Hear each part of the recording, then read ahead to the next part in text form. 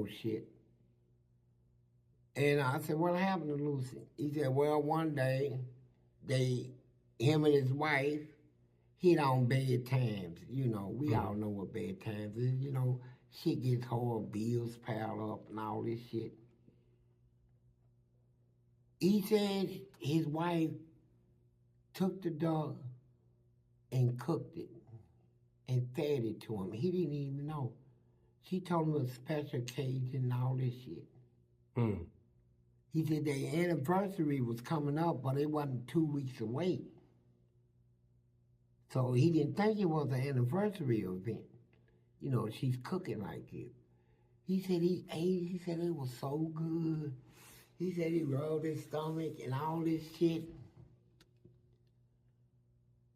And later, he went on and asked her what type of meat that was or something.